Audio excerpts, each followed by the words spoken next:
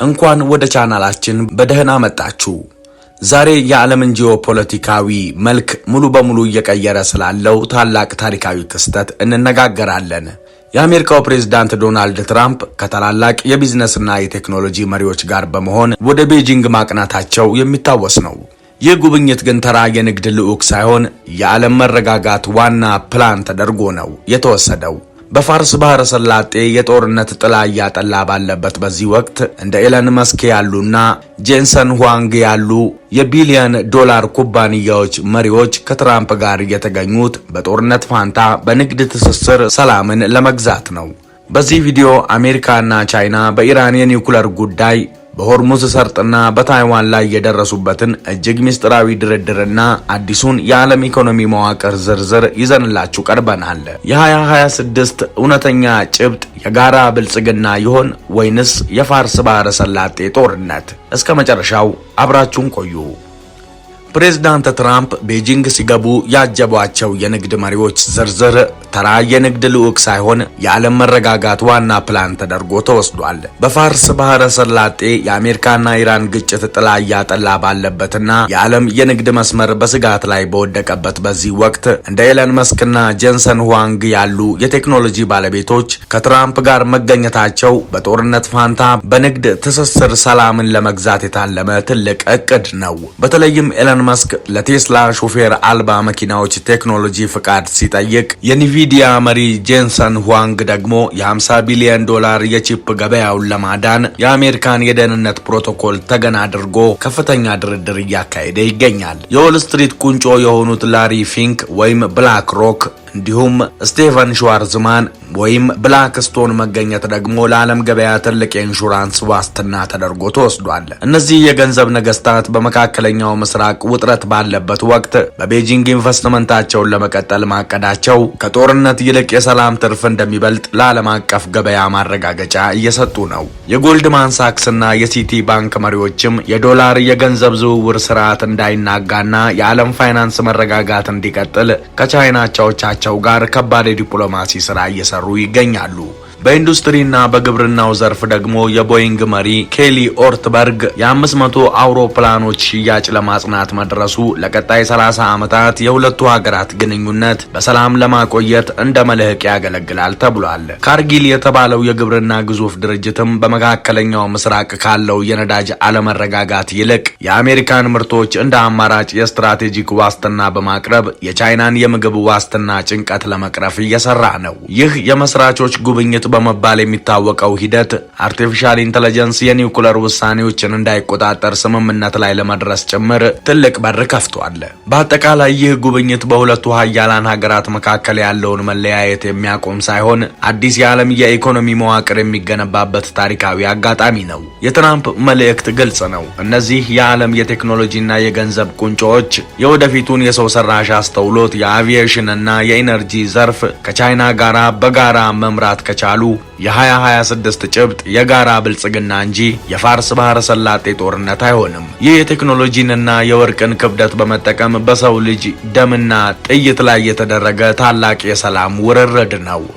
የዓለም ጂኦፖለቲካዊ መልክ ቀያሪው ክስተት የአሜሪካና የቻይና መሪዎች ኢራን በማንኛውም ሁኔታ የኒውክሌር መሳሪያ ባለቤት መሆን እንደሌለባት በጽኑ ተስማምተዋል። ይህም በምዕራባውያንና በምስራቁ ጎራ መካከል ለበርካታ አስርት ዓመታት የነበረውን ልዩነት ወደ ጎን በመተው ለዓለም ደህንነት ሲባል የተወሰደ ትልቅ እርምጃ ተደርጎ ተወስዷል። የፕሬዝዳንት ዶናልድ ትራምፕ ከፕሬዝዳንት ሺጂንፒንግ ጋር በነበራቸው ውይይት በኢራን ላይ የነበራቸው ትዕግስት እያለቀ መሆኑን በግልጽ ተናግረዋል። ቴህራን በአፋጣኝ ወደ ድርድር ጠረጴዛ ካልመጣች የአሜሪካ ወታደራዊ እርምጃ ከመውሰድ እንደማትመለስ የሰጡት ማስጠንቀቂያ ቻይና በአጋሯ ኢራን ላይ ያላትን ተጽዕኖ እንድታሳርፍ ጫና ፈጥሯል።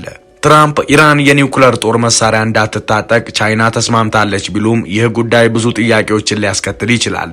ምክንያቱም ቻይና የኢራን ከፍተኛ የነዳጅ ምርቶች ገዢ ሀገር በመሆኗ በሁለቱ መካከል ያለው የንግድ ትስስር በቀላሉ የሚበጠስ አይደለም። ሁለቱ ልዕለ ሀያላን ሀገራት ማለትም አሜሪካና ቻይና በመቶ ቢሊዮኖች በሚቆጠር የንግድ ልውውጥ ላይ ከፍተኛ የታሪፍ ጦርነት ውስጥ የቆዩ ቢሆንም አሜሪካ አሁንም በዓለም ላይ ትልቁ የማዕቀብ ጣይ ሀገር ሆና ቀጥላለች። የአርክቲክ ቀጠናና የግሪንላንድ ጉዳይ ከመካከለኛው ምስራቅ ባሻገር ትራምፕ በሰሜናዊ አርክቲክ ቀጠና የቻይናና የሩሲያ መስፋፋት አሳስቧቸዋል። የአሜሪካ የግሪንላንድን ደሴት የመጠቅለል ፍላጎትም ከዚሁ ስትራቴጂካዊ ስጋት የመነጨ ነው። በዴንማርክ ስር ሆና ራስ ገዝ የሆነችው ግሪንላንድ በአካባቢው ላለው ስትራቴጂካዊ ስፍራ እጅግ ወሳኝ ናት። በተለይም በሰሜን ምዕራብ አርክቲክ አቅጣጫ እየተስፋፋ ያለውን የሩሲያን ተጽዕኖ ለመግታት አሜሪካ ከፍተኛ ቁጥር ያለውን ጦሯን በግሪንላንድ ማስፈር አሊያም ደግሞ ሀገሪቱን ሙሉ በሙሉ መጠቅለል ይኖርባታል። ይህ ሀሳብ በራሳቸው በግሪንላንዳውያንና በዴንማርክ እምቢተኝነት አሁን ላይ የሚሳካ አልመሰለም። ስለሆነም ዋሽንግተን ለጊዜው የመጠቅለል ሀሳቡን ትታ ተጨማሪ ወታደራዊ ሰፈሮችን መገንባት ላይ አተኩራለች። ለዚህም 1.2 ቢሊዮን ዶላር እንዲመደብለት ያደረገው ፔንታጎን 3 የጦር ሰፈሮችን ለመገንባት ዴንማርክን እያስፈቀደ ይገኛል። የጦር ሰፈሩ መገንባቱን ያልተቃወመችው ዴንማርክ በበኩሏ የጦር ሰፈሮቹ ቁጥር ከ3 ወደ 1 ማነስ አለበት በማለት ከአሜሪካ ጋር ድርድር ላይ ናት። የትራምፕ የቻይና ጉዞ የሀገሪቱን የታሪፍ ጦርነትና የኢራንን ውጥረት ለማስቆም ያለመ ብቻ አልነበረም። ቻይና በሰሜን አርክቲክ ቀጠና ከሩሲያ ጋር ያቀደችውን አዲስ የባህር ላይ የንግድ መስመር ፖላር ሲልክ ሮድ የመዘርጋት ሀሳብን ለማዘግየት አሊያም ለማስቆም ጭምር የተቀነቀነ ነው። ሞስኮና ቤጂንግ ንግዳቸውን ለማከናወን አሁን ላይ ረጅሙን መንገድ ይጠቀማሉ። ከታይዋን ሰርጥ የሚነሱ የቻይና መርከቦች ሩሲያ ለመድረስ ከ2 እስከ 4 ወራት ይፈጅባቸዋል። በበረዶ እያቀለጠ የሚሰራው አዲሱ እቅድ ግን ይህንን የወራት ጉዞ በቀናት ውስጥ የሚያጠናቅቅ ነው። ይሁንና ሩሲያ ከዩክሬን ጋር ከገባችበት ጦርነት አንጻር ሀገራቱ እቅዱን ለጊዜው አዘግይተውታል። ትራምፕ ወደ ቤጂንግ ያቀኑት የሁለቱ ልዕለ ኃያላን ሀገራት ግንኙነት ከመገፋፋት ወጥቶ በመተማመን ላይ የተመሰረተ እንዲሆን በመፈለግ ነው። የቻይናው አቻቸው ሺ ጂንፒንግ ይህንኑ በግልጽ ነግረዋቸዋል። የሆርሙዝ ሰርጥ ውጥረትና የነዳጅ ፖለቲካ።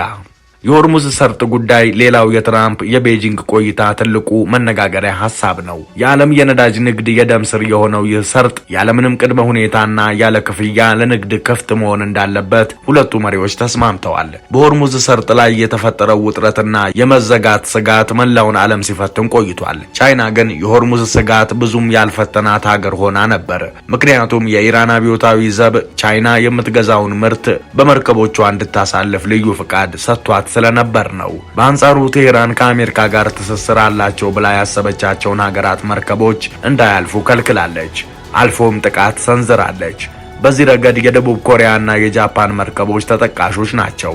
ከሆርሙዝ ነዳጅ ጫኝ መርከቦቿን ማስወጣት ያቃታት ጃፓን ከመጠባበቂያ ክምችቷ ላይ በሚሊዮን የሚቆጠሩ ባሬል ነዳጅ እየለቀቀች ስትጠቀም ቆይታለች። ደቡብ ኮሪያም ከአሜሪካ ያላቸው የጠነከረ ወዳጅነት በቴህራን ጥርስ እንዲነከስባቸው ስላደረገው በአፋጣኝ መርከቦቿን ከሆርሙዝ ቀጠና ውጪ ነዳጅ ወደሚገኝባቸው ሌሎች ሀገራት ለማዞር ተገዳለች።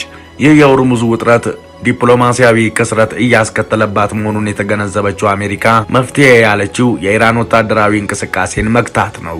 ቻይናም ሆርሙዝ ወታደራዊ ቁጥጥር እንዳይደረግበት ያላትን ፍላጎት በግልጽ አሳይታለች። ፕሬዝዳንት ሺ ጂንፒንግ ለትራምፕ በገቡት ቃል መሰረት ቻይና ለኢራን ወታደራዊ ቁሳቁስ እንደማትልክ አረጋግጠዋል። ይህ ውሳኔ በቴህራንና በቤጂንግ መካከል ያለውን ወታደራዊ ትስስር በማላላት ለአሜሪካ የቀጠናዊ የበላይነትንና የዲፕሎማሲ ስኬትን የሰጠ ክስተት ተደርጎ ይወሰዳል። በሌላ በኩል ቴህራን በሰርጡ ለሚያልፉ መርከቦች አዘጋጀሁት ያለችው አዲስ ታሪፍ ከመቼውም ጊዜ በላይ ገቢ ያስገኘላት መሆኑን በተደጋጋሚ ተናግራለች። የሀገሪቱ የውጭ ጉዳይ ሚኒስትር አባስ አራክቺ በሰጡት መግለጫ በሆርሙዝ ላይ ለሚያልፉ መርከቦች የተጣለው ታሪፍ ከፍተኛ መሆኑን ገልጸዋል። ቴህራን በነዳጅ ዋጋ ላይ ቀጥታ ጭማሪ ማድረግ የማትፈልገው በቀጠናው ያሉ ሌሎች ተፎካካሪ ነዳጅ አምራች ሀገራትን ተፈላጊነት እንዳይጨምር በመስጋት ነው። ለዚህ ነው የመሱድ ፔዜሽኪያን መንግስት መጫወቻ ሜዳውን የሆርሙዝ ሰርጥ ክፍያ ላይ ያደረገው። ሳውዲ አረቢያን ጨምሮ ከ6 በላይ ሀገራት የሆርሙዝ ወሽመጥን ነዳጃቸውን ለተቀረው ዓለም ለማቅረብ ይጠቀሙበታል። ከኦማንና ከሳውዲ አረቢያ በስተቀር ከሆርሙዝ ውጪ ሌሎች ወደቦችን ተጠቅመው ነዳጅን ለማቅረብ የሚያስችል ምቹ መልክዓ ምድር የላቸው። ለዚህም ነው አሜሪካና ኢራን በዲፕሎማሲና በውትድርና ሲፋጠጡ የገልፍ ሀገራት ዝምታን የመረጡት። እንደውም የተባበሩት አረብ ኤሚሬቶች ውጥረቱን ተከትሎ የራሷን የደህንነት እርምጃዎች እስከ መውሰድ ደርሳ ነበር። ሀገሪቱ ከአሜሪካ ማዕቀብ ስጋት አንጻርና ቴህራን ተባባሪ ናቸው ያለቻቸውን ሀገራት በተምዘግዛጊ ሚሳኤሎቿ የመምታት አቅም ስላላት ከዋሽንግተን ጋር ዝምተኛ አጋርነትን መርጠዋል። የታይዋን ሰርጥና ስትራቴጂካዊ ስምምነቶች። ቻይና አሜሪካን በኢራን ጉዳይ ልትደግፍ የቻለችበት ሌላኛው ትልቅ ሚስጥር ታይዋን ናት። ቻይና የእኔ ግዛት ነች የምትላት ታይዋን ልክ እንደ ሆርሙዝ ሁሉ መርከቦችን ወደ ቻይና የሚያደርስና የሚያስወጣ ወሳኝ ሰርጥ አላት። በታይዋን ሰርጥ በኩል ቻይና በዓመት ከ1.3 ትሪሊዮን ዶላር በላይ የሚያወጡ ገቢና ወጪ ምርቶቿን ታስተላልፋለች። ታዲያ ይህ ትልቅ የንግድ እንቅስቃሴ የሚከናወነው ታይዋን ሰላም ስትሆን ነው። ከቻይና ጋር አጋርነትን ከማጠናከር ይልቅ የፊት ለፊት ፉክክርን ሲጠቀሙ የቆዩት የጆ ባይደን አስተዳደር የታይዋንን የራስ ገዝነት በመደገፍ በተደጋጋሚ ከቻይና ጋር ውጥረት ውስጥ ገብተው ነበር። ታይዋን የቻይና ደካማ ጎን መሆኗን የተገነዘቡት ትራምፕ በአንጻሩ ይህንን አካሄድ በመቀየር ከአሜሪካ የታሪፍ ቅነሳና የታይዋን ሰርጥ ዋስትና ለቻይና በመስጠት ምትክ ቻይና ኢራንን በዲፕሎማሲ እንድታገል አድርገዋል። ይህ ማለት ለቻይና የታይዋን ሰርጥ ደህንነት እንጂ የሆርሙዝ ሰርጥ ጉዳይ ያን ያህል ወሳኝ አይደለም ማለት ነው። የአውሮፓ ስጋትና የኢኮኖሚ ተጽዕኖ። በሌላ በኩል ውጥረቱ በአውሮፓ በተለይም በጀርመን ኢኮኖሚ ላይ እያሳደረ ያለው ጫና ከፍተኛ ሆኗል። ትራምፕና ሺ ኢራን ኒውክለር እንዳትታጠቅ ተስማምተናል የሚለውን መግለጫ በሰጡበት ወቅት የዓለም የነዳጅ ዋጋ ለአጭር ጊዜ መዋዠቅ አሳይቶ ነበር። ይህ በአውሮፓና በሩሲያ መካከል ያለውን የተፈጥሮ ጋዝ ፖለቲካም ያወሳስበዋል። ሞስኮ ከኪየቭ ጋር ጦርነት ከገባች ወዲህ የአውሮፓ ህብረት ባወጣው መግለጫ አህጉሪቱ ባለፉት ወራት 5.6 ቢሊዮን ሜትር ኪዩብ የተፈጥሮ ጋዝ ገዝታለች። ዋሽንግተንና ቤጂንግ በቀጥታ ስምምነት ላይ መድረሳቸው ከወዲሁ የአውሮፓን ዲፕሎማሲያዊ መዳከም ያሳያል የሚሉ ተንታኞች ቁጥር እንዲበራከት አድርጎታል። ለበርካታ ዓመታት አውሮፓ በተለይም ፈረንሳይ፣ ጀርመንና ብሪታንያ በአሜሪካና በቻይና ወይም ሩሲያ መካከል እንደ ዋና አደራዳሪና ሶስተኛ ወገን ሆነው ያገለግሉ ነበር። ሆኖም ሁለቱ ሀያላን በቀጥታ መነጋገራቸው አውሮፓን ከዋና ውሳኔ ሰጪነት ወደ ታዛቢነት ዝቅ ሊያደርጋት ይችላል የሚል ስጋት ፈጥሯል።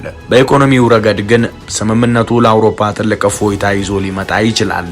በመካከለኛው ምስራቅ ያለው ውጥረት በጀርመንና በሌሎች የአውሮፓ ሀገራት ኢንዱስትሪዎች ላይ ከፍተኛ ጫና ፈጥሮ የቆየ ሲሆን የሆርሙዝ ወሽመጥ ሰላም መሆን የነዳጅ ዋጋ እንዲረጋጋና የዋጋ ግሽበት እንዲቀንስ ይረዳል። ይህ ስምምነት በተዘዋዋሪ ለአውሮፓ ደህንነትም ትልቅ ድል ሊሆን ይችላል። ቻይና ከኢራን ጋር ያላትን ወታደራዊ ትብብር የምትቀንስ ከሆነ ኢራን ለሩሲያ የምታደርገው የድሮንና የወታደራዊ መሳሪያ ድጋፍ ሊቋረጥ ይችላል። ይህ ደግሞ በዩክሬን ግንባር ለሚዋጉት የአውሮፓ ሀገራት ትልቅ ወታደራዊ እፎይታ የሚሰጥ ነው።